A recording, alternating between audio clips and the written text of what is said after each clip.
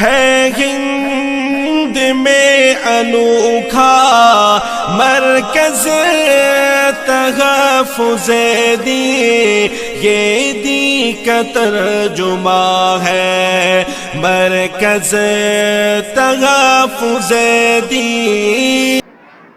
الحمدللہ کفا وسلام علی عبادہ الذین اصطفیٰ، اما بعد، فاعوذ باللہ من الشیطان الرجیم، بسم اللہ الرحمن الرحیم۔ یا ایہا الذین آمنوا قوا انفسکم واہلیکم نارا وقودها الناس والحجارہ، وقال رسول اللہ صلی اللہ علیہ وسلم خیرکم من تعلم القرآن وعلمہ، او کما قال علیہ الصلاۃ والسلام۔ یہ دینی مدرسے ہیں، دیکھ مت مشکوک نظروں سے۔ یہ دینی مدرسے ہیں، دیکھ مت مشکوک نظروں سے، برائی سے یہاں تو بچہ بچہ دور رہتا ہے، اور یہاں دامن پہ کوئی داغ تجھ کو مل نہیں سکتا،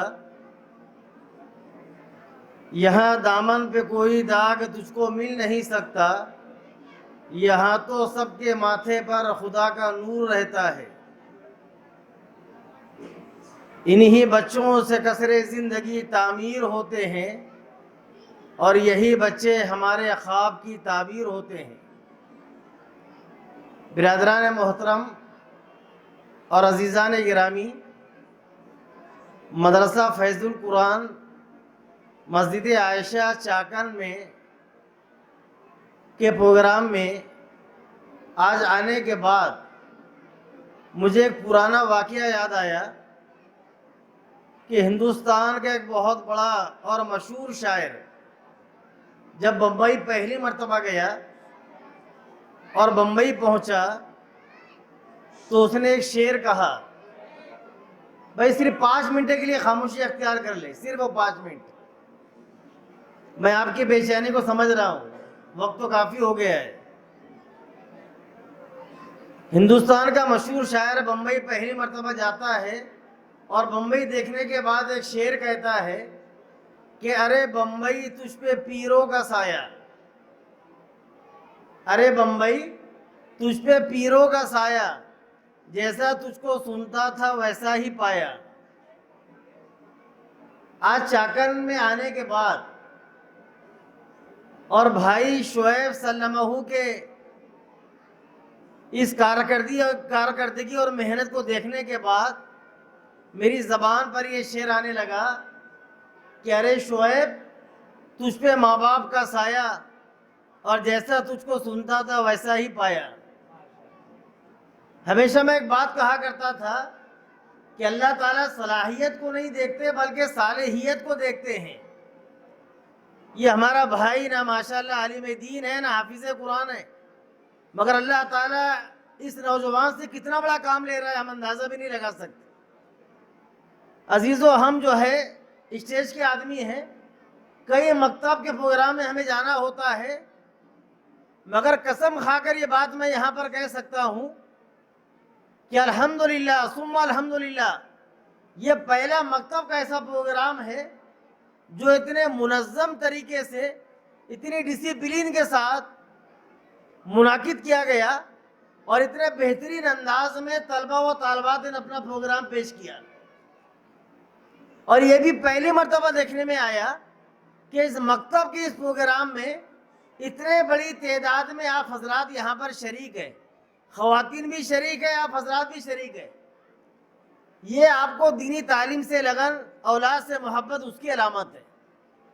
اللہ تعالیٰ آپ کو بھی قبول کرے، آپ کو بھی مبارک کرے، اور اللہ تعالیٰ پڑھانے والے کو بھی مبارک کرے۔ اللہ تعالیٰ ان کو اخلاص اور استقامت عطا فرمائے۔ میرے عزیزو، اولاد اللہ کی ایک نعمت ہے، مگر نیک اولاد کا ہونا یہ دوسری نعمت ہے۔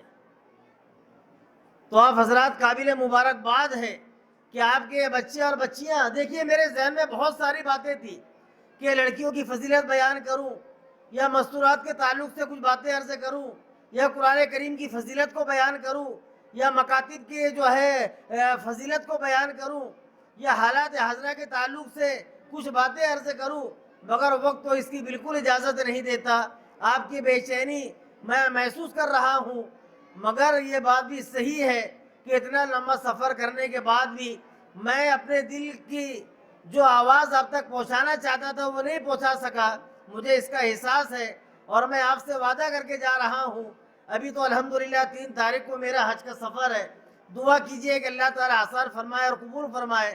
حج سے واپسی کے بعد آپ مجھے نہیں بلائیں گے، انشاءاللہ میں خود یہاں پر آؤں گا، اور اصلاح معاشرہ کے تعلق سے ہماری بہنوں سے بھی اور بھائیوں سے بھی انشاءاللہ کچھ باتیں عرض کروں گا۔ اب اس بس دل سے دعا ہے کہ اللہ تعالیٰ اس مکتب کو قبول فرمائے، اور اللہ تعالیٰ اس کو دین دگنی رات چوگنی ترقی عطا فرمائے۔ جن لوگوں نے اس پروگرام کو سجانے میں محنت کی ہے، قربانیاں دی ہے، اللہ تعالیٰ تمام لوگوں کی قربانیوں کو قبول فرمائے، اور اللہ تعالیٰ بھائی شعیب کو بہترین اجر عطا فرمائے، نظر بس سے ان کی حفاظت فرمائے۔ وآخر دعوانا الحمدللہ رب العالمین۔